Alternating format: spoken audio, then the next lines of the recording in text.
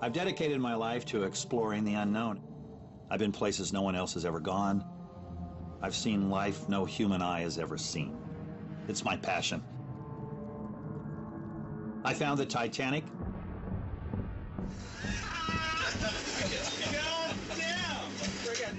I survived crushing depths and a rogue wave. But even after 50 years at sea, I'm as fascinated with the deep as I was on my very first expedition. You want to know my most important discovery? Well, it's the one I'm about to make. I'm Dr. Robert Ballard. Come with me into the alien deep.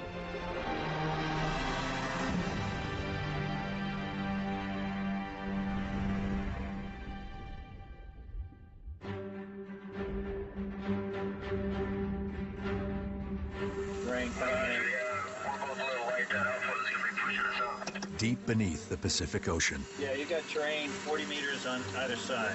Dr. Robert Ballard is venturing into a world few people get to see.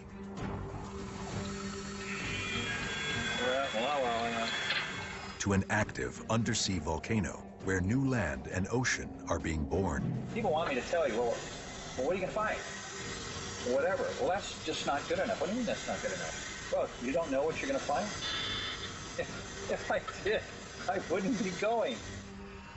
What Ballard does know is that he's about to enter one of the most lethal places on Earth. If I have a problem in my submarine, and if it fails, it goes off like a bomb. It's not just sub-failures Ballard has to worry about. His quest will take him down into the crushing abyss, to the explosive volcanic source of Hawaii's next island.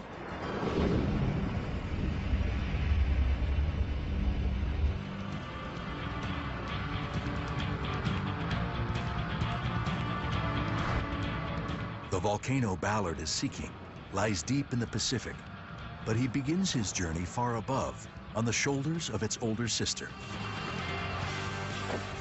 Wow, here we are, top of the world. This is it. You're standing on the tallest mountain on Earth. It's not Mount Everest, it's Mauna Kea on the island of Hawaii. Mauna Kea rose up out of the ocean to form the highest peak on Hawaii's Big Island. It stands 4,000 feet taller than Everest. Loihi, the new volcano that will one day form the next Hawaiian island, lies at its feet. The base of the mountain is down there, over 19,000 feet beneath the sea. Rising up above sea level to where I'm standing right now, another 14,000 feet, for a total distance of 33,000 feet. And our journey begins here, and it ends there. What I'm standing on is a huge active volcano, but its base is deep beneath the sea, so that's where I want to go. As Ballard explores the summit, his dive team on Oahu is preparing for the dangerous underwater part of the mission.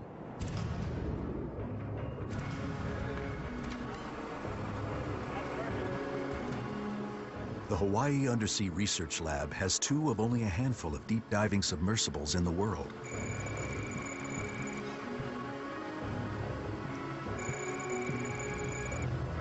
The subs were built in the 70s during the Cold War.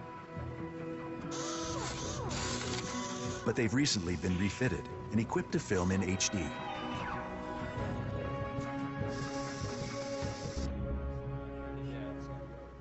Usually, the subs dive solo, so one is always available to assist in an emergency. This time, both will be in the water together. If something goes wrong, the nearest rescue vehicles would never get to them in time. We're pretty much going to outer space, and in a way it's more dangerous than outer space. If you get a leak in a spacesuit, you can always take a piece of tape and seal it. But a leak in a submarine under the great pressures of the abyss is a whole different ballgame. Any of the housings protecting our cameras or lights fail, they go off like a bomb, causing an instant implosion that sends off a shock wave, damaging everything around it. Pisces 5, Pisces 4 coming out now. Even a pinprick leak would be a disaster. So every time we do a dive, every system is being tested by this tremendous pressure that's trying to get into any little weak spot on the subs. The sub is a framework of components, flotation, and fiberglass panels, all bolted to a 7-foot steel sphere. The steel is an inch thick, but pierced by 28 holes for cables. If any one of them fail, they'd create a 3,000 pound per square inch water jet. Water at that pressure is so destructive, it's used to slice through metal. At depth, it would carve a sub to pieces.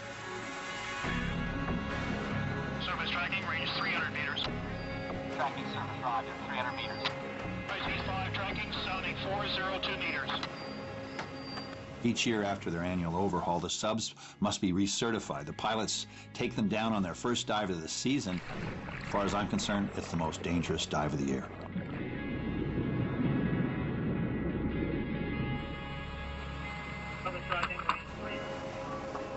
Off the lift line, on tow. Roger, off the lift, on tow. Swimmers away, clear to dive.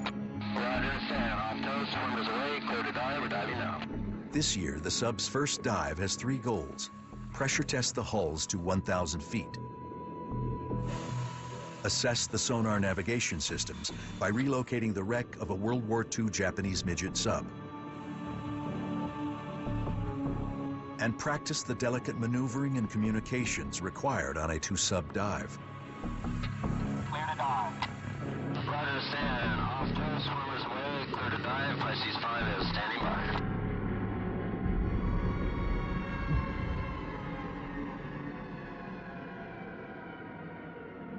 This midget sub led the Japanese attack on Pearl Harbor in December 1941.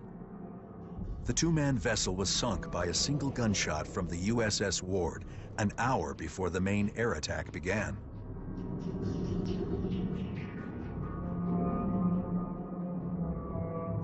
The strike by the Ward was only confirmed in 2002, when this same Pisces team discovered the wreck.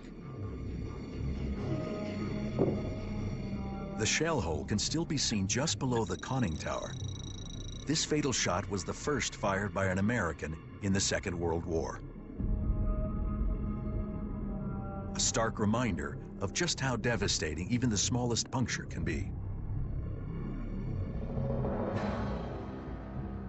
Still safely at the top of Mauna Kea, Ballard won't be facing enemy fire on his dives, but he will have other, more deadly dangers to contend with. He's dropping into a cauldron of fire to witness the volcanic processes that shaped Hawaii. We're standing on a hot spot. Some people call them the thunderheads of the mantle. There's storms inside the Earth, and the plates, the great crustal plates of the planet, are moving over the top of those storms. And they literally, like a welder's torch, burn their way up through the plate and make an island. The hot spot created the Hawaiian Islands one by one as the Earth's surface slowly rotated over it.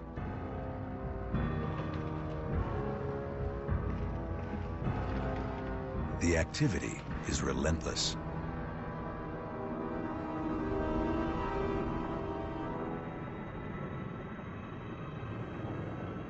Just as we arrived on the big island, a crater to the south of Mauna Kea erupted. At night, it lit up the entire sky. But you know, the same thing's happening underwater, but it's making a new island. That future island is Loihi. It's just as active, and that's where Ballard is heading. He'll venture from the summit of Mauna Kea to the ocean, meet his dive team, then plunge into the flooded heart of a living volcano.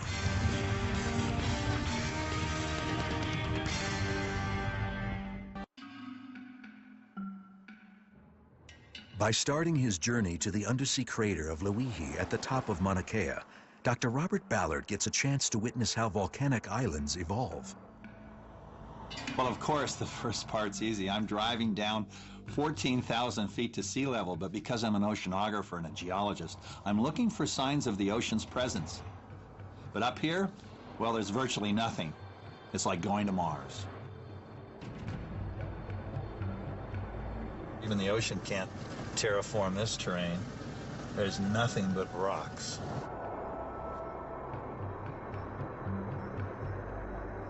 As we go down, though, we'll pick up more moisture, the temperature will rise, and you'll see a complete series of transitional habitats.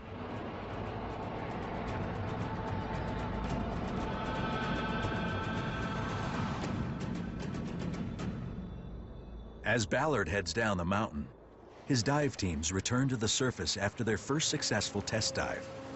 Pisces 4, chase boat, lift your basket. Roger, basket coming up. Next, they'll transit over to the Big Island for test dive number 2. A deeper dive on the underwater slopes of Mauna Kea herself. Roger, Pisces 4, secure on deck. So suddenly we've arrived in Africa. I'm almost looking for a wildebeest. Now look at the grassland all around now.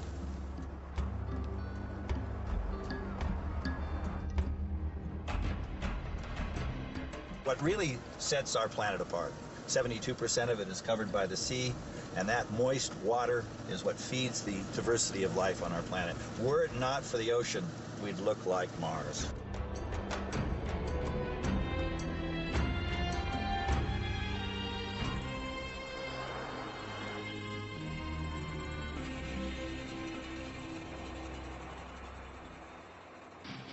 Far down the same mountain, Bob's dive teams are about to explore Mauna Kea's underwater landscape.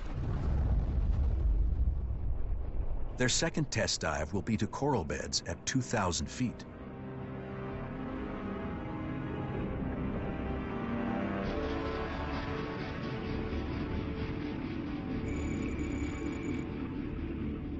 Most life in Hawaii, above or below water, flourishes near the ocean's surface.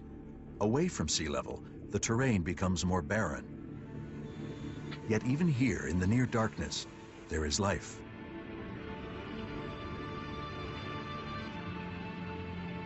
The subs move in on a garden of gold corals.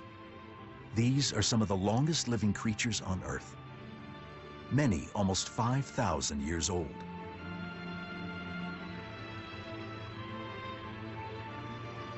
The pressure here is 70 times that of land. For the Pisces subs, that's like having 70 more subs stacked on top of them.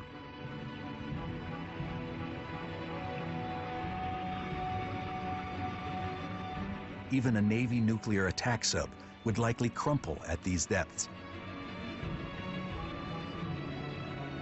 But the hulls hold, and the pilots can check off another important safety dive. That'll be the last one before they bring Ballard down to 3,000 feet and into the Loihi volcano.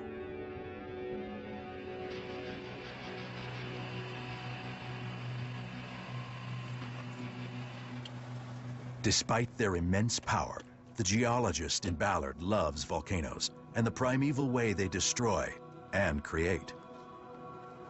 In Hawaii, the roads come and they go.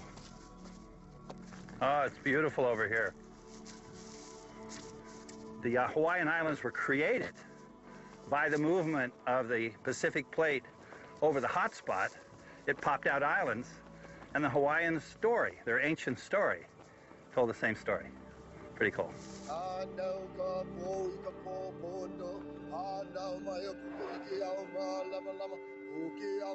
The Hawaiian creation myth is born of fire, lightning, volcanoes, and ocean. And it bonds the native Hawaiians to the sea.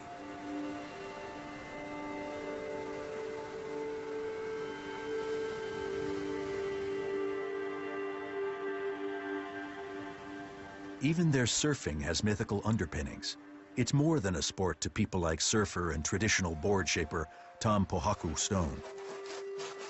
Everybody misses the true origins and essence of surfing today. Surfing was a really important part of our cultural way of life. The reason is because we stayed in tune with the ocean. We developed ourselves physically and spiritually to connect with the ocean.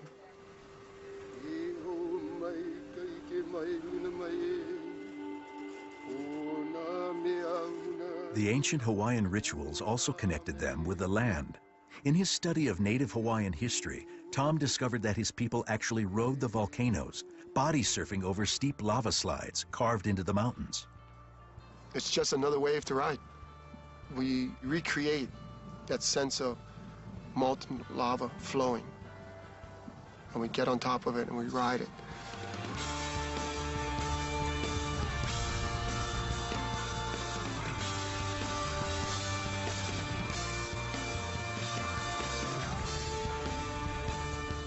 We're paying honor to Pele, our goddess of the volcanoes. So we ride, that lava to the ocean, and we understand that the ocean is giving way to the growth of the land. We understood that islands were actually always being created along this arc. We're just on a canoe. The land is nothing but a canoe, that we ride. The next emerging canoe, Loihi, is still bubbling and simmering under the waves.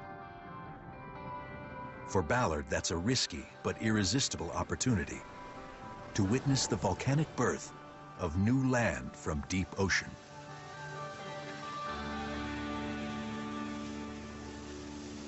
With all the testing complete, Ballard's dive teams make their final transit from the foot of Mauna Kea to the submersible deployment point above Loihi.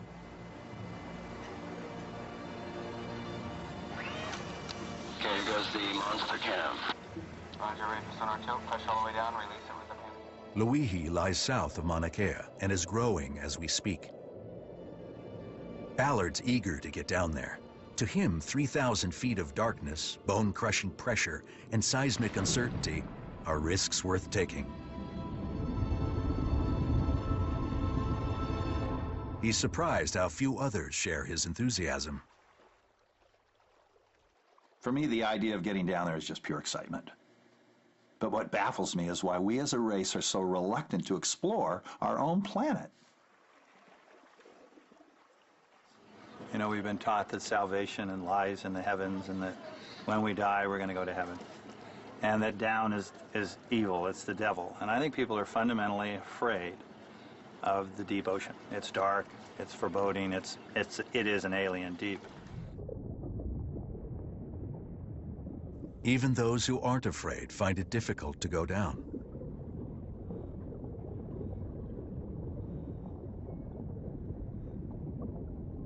Some, like Hawaiian spearfisher Kimmy Werner, have learned to conquer the ocean for brief periods.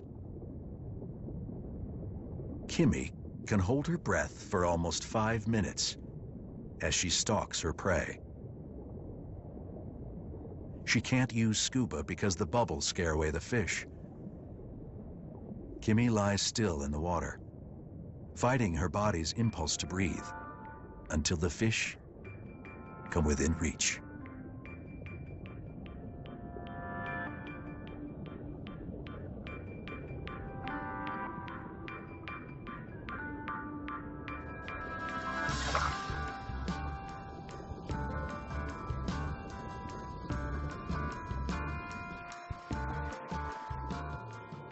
Well, this is really a modern version of hunter-gathering.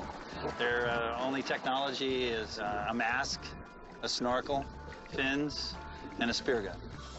They're hunting wild animals in the upper layers of the ocean, something that humans have been doing ever since they could hold their breath and have a sharp stick. Ah, we were successful. We'll be eating tonight, huh? Yeah, I'll take you through. There we go. Scuba can get us further for longer, but it too has its limitations. We can get to depths of 250 feet and more with special gas mixes and high-tech equipment. But dive times get shorter the deeper you go, which is why most of Mauna Kea's underwater slopes are still unexplored.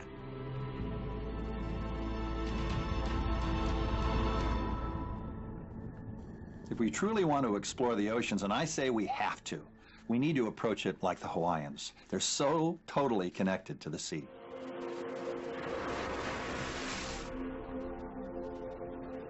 Ballard thinks we need the same perspective as we descend into the depths. And that descent is finally ready to happen. With all the safety checks completed, it's time to take the subs 3,000 feet down into the mouth of Luihi. Ballard is about to make a rare and perilous voyage into the heart of our unknown planet.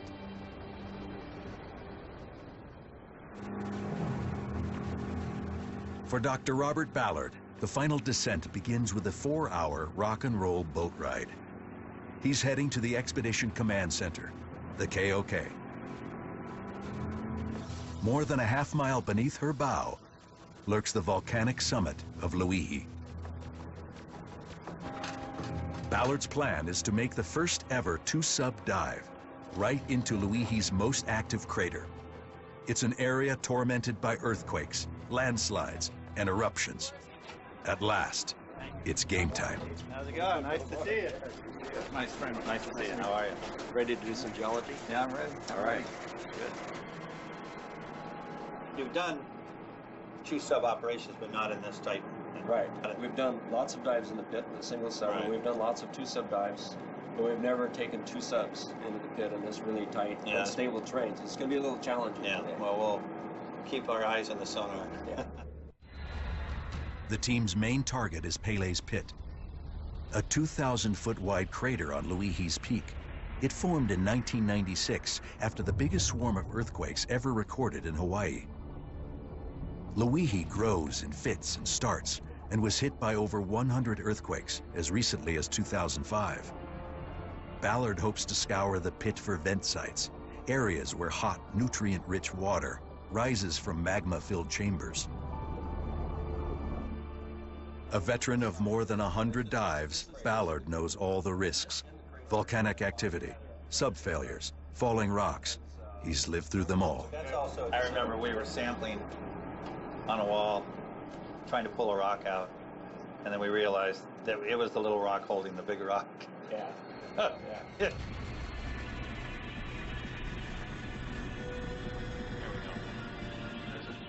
After the dive briefing, it's straight to breakfast, but no liquids. Each night, hours before I make a dive, I stop drinking. I dehydrate my body because I'm going to be living inside a cold 7-foot sphere that doesn't have a bathroom.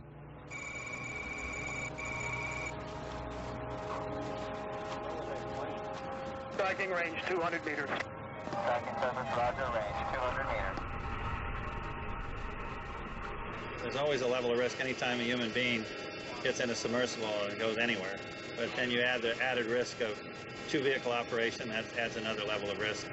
Then you go inside an active volcano that's been collapsing, another level of risk. Where there's hot hydrothermal vents, another level of risk. 5 at surface, you were off tow, swimmers away. Roger, coming up.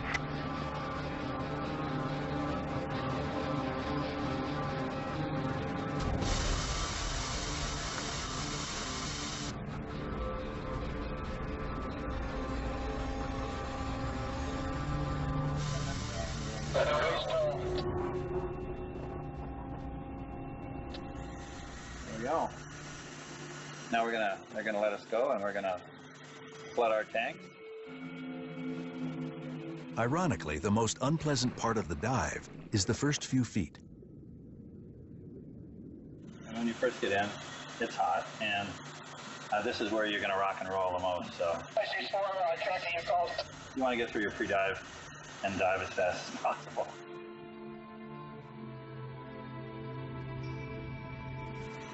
Off to the office.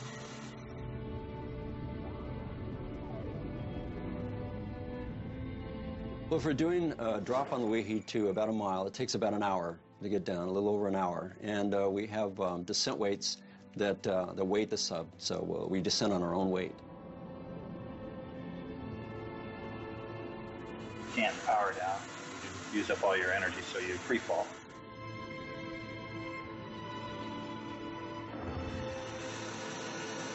Okay, place as far as passing, 100 meters, over. Frank, you're about 230 meters west of the dive position. Request your motor east for 4 minutes, over. Do you feel the hull? It's not cold yet. Roger, east, 4 minutes. then it'll start to sweat. I can remember with novice who would sweat up by the hatch and they would think the hatch was leaking.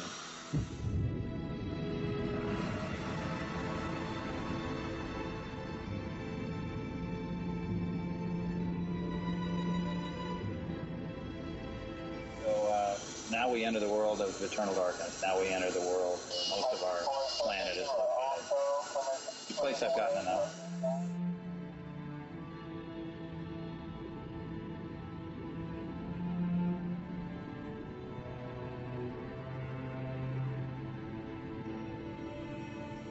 There's little to do but try to get comfortable as the sub drifts down into one of the most hostile places on planet Earth.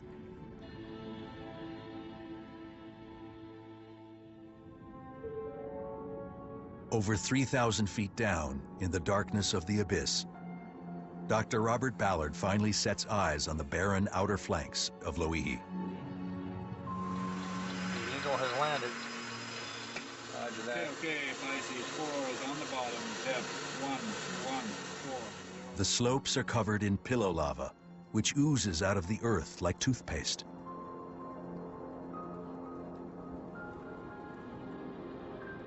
Outside, the pressure is 100 times that of land. All systems seem to be functioning, and the twin subs begin their coordinated maneuvers. When you have two subs in the water at the same time, it's critical to know where they are at all times. Your visibility is limited, and the last thing you want to have happen is to run into one another. If we ever got out of view of each other and one sub was back and we couldn't see each other, there's a danger that we could connect and become entangled, or that one sub could damage the other one's thrusters or some components. Once in formation, the two subs creep up the slope toward the crater mouth.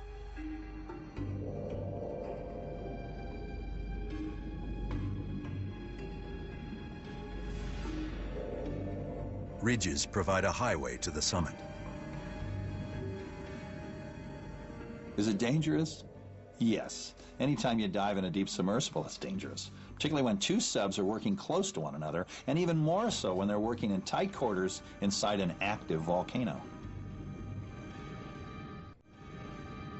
There's a tight 90-yard gap through which the subs can drop into the crater.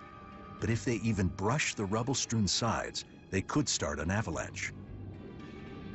And just a thruster blast hitting can start a landslide. And we've had that go where it just starts this landslide and a big silt cloud's up here, and you hear it just going and going and going like a river.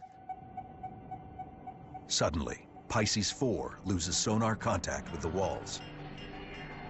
Yeah, we've lost all terrain. So we're... Then, the two subs lose visual contact with each other. And the lead sub is trying to gauge the distance from the walls to try and shoot the gap between the gateway.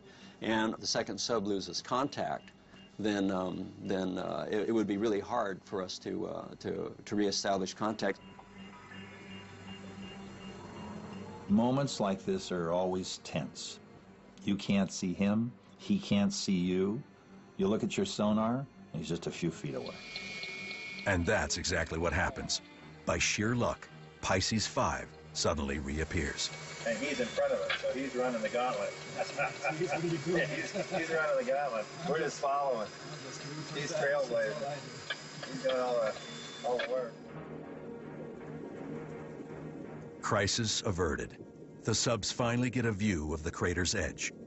It's strewn with broken boulders, evidence of recent violent eruptions.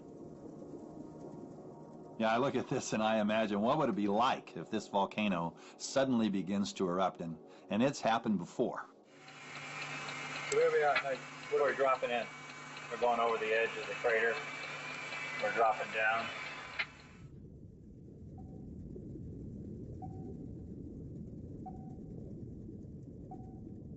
Even with their sonar, this is stumbling in the darkness.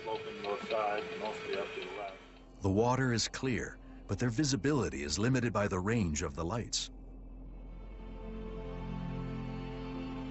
Once the tight entrance is behind them, the subs aim for the steep opposite wall, where Ballard hopes to find the active hydrothermal vents.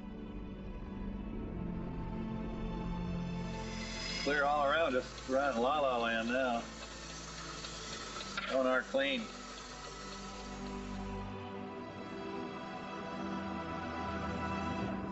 Starting to get nippy.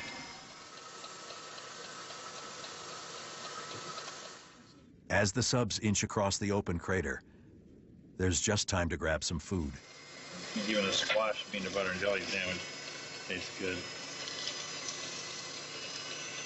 M&M's. But all too soon, the opposite side of the crater looms, dead ahead.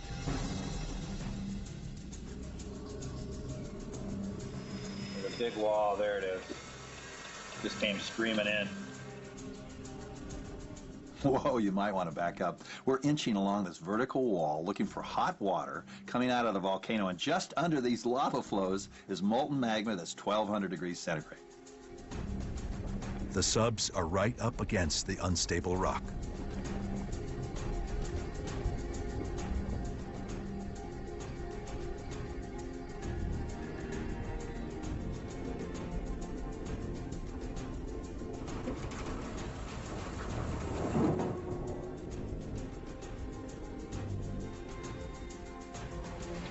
Here, we're washing it, we're cleaning it. We're writing our name. As the subs hug the contours of the wall, a large overhanging rock blocks their path. Looks like this is a big spire right in front of us. This is the kind of teetering rock the crews have been worried about. Well, I think my biggest fear in the pit is having one of those large boulders roll over onto the sub and pin the sub on the bottom, and being stuck inside with this weight coming down with no way that the second sub could do anything about it. The subs head up, away from the rock. Yeah, you can pull away a little bit from it and then pivot to the right, correct. Their new route takes them to a sharp cliff of fragmented frozen lava. Ballard, ever the geologist, is impressed. Okay. That's cool. That is pretty cool.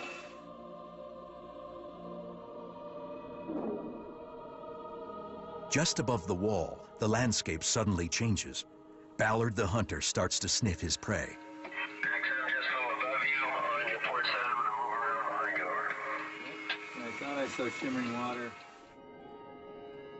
The rocks are covered in orange bacteria, and swirling plumes are a smoking gun.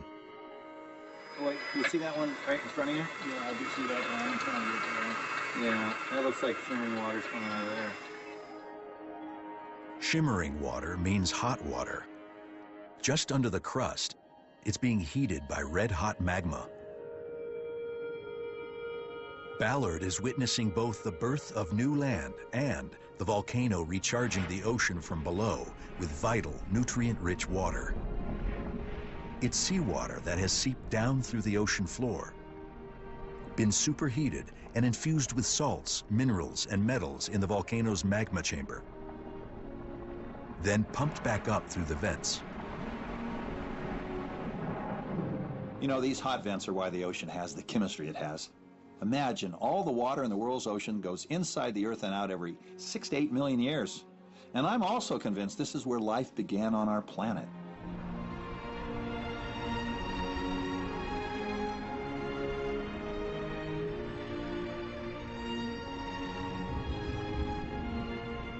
And there's thousands of them in the ocean. Thousands and thousands of magma chambers. There's a lot of action going on.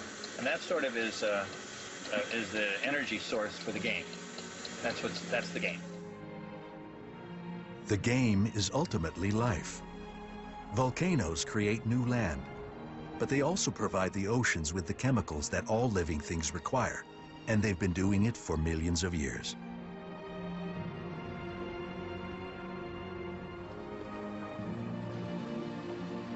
Ballard has shone a light inside Luihi,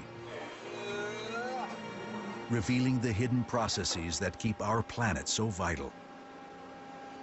But he still has one last unusual assignment before the expedition can close out.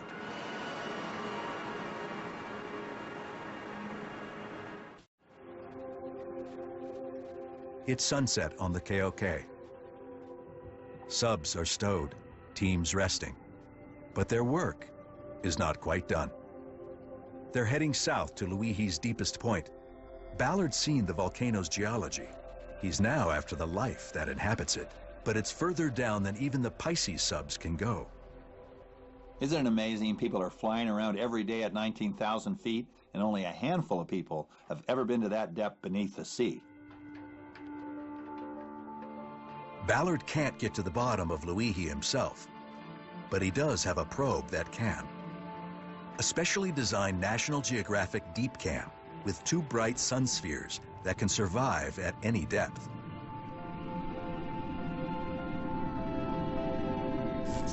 The Deep Cam will be dropping into an utterly unseen world. Dark, freezing, and as unfamiliar to humans as outer space. Well, we're going to see an eerie, alien world, almost moonscape. But, unlike the moon, it's alive.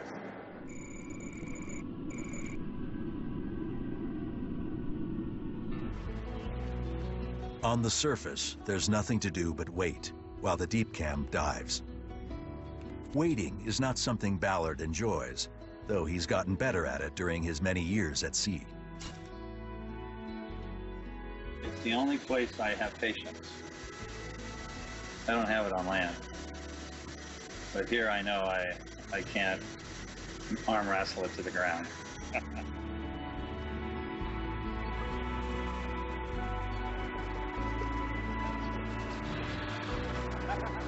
Try to free that line from the mirror just again. When the probe finally returns, it brings with it the first fantastic images from this dark, mysterious world. There we go. There's a number of... It takes a few hours before the strange creatures of the deep begin to sniff out the bait that's attached to the camera. Never seen that guy. That's cool. This is a cusk eel, a creature rarely seen on video. Today is the first time one has been filmed seeking food. Its eyes are of no use, but it likely relies on its huge nostrils to guide it to food that has fallen from the surface. Joining it are 2 shrimp and a cutthroat eel, the ultimate alien scavenger. There, you can see this animal twisting about, trying to rip off a chunk of the bait. And when it does so, of course, it kicks up all these little crustaceans called amphipods. There's clouds of these things in the water. That we're feeding on it. Yeah. Then, something large looms into view. Now here comes some good size. Yeah. Now, give me the dimension. I mean, on that. this. What's this? Oh, that's about. It's a shark, and a rare one. Over 8 feet long, it's known as a false cat shark. When it's not coming in for a free lunch, it hovers near the bottom of the abyss, feeding on eels and other fish. It's the top predator here, in a huge world of thinly spread food resources. I mean, these are the, creatures that seldom get seen because you don't have the time to sit and wait.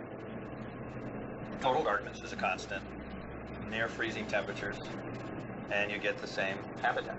So this is probably the biggest habitat, benthic habitat on the planet, Right. is the one we're looking at. It's a huge reservoir of life, of biomass on the planet. It definitely demonstrates you don't want to be buried at sea. That's for sure. What really intrigues me is that at the top of Mauna Kea, there's nothing but rocks. And down here it also looks barren, but even in this dark alien world, there's way more life.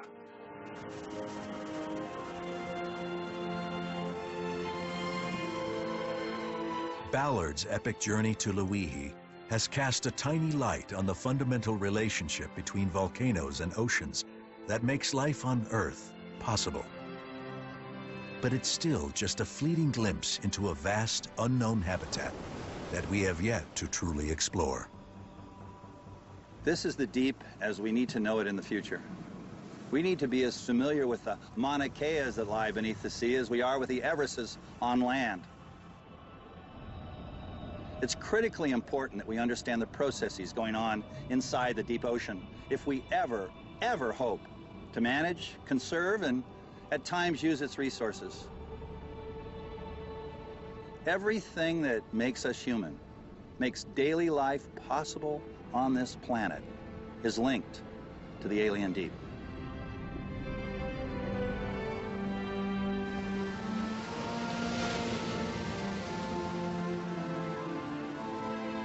For Ballard, this is the next frontier. A magical, resource-rich world, just waiting to be unveiled.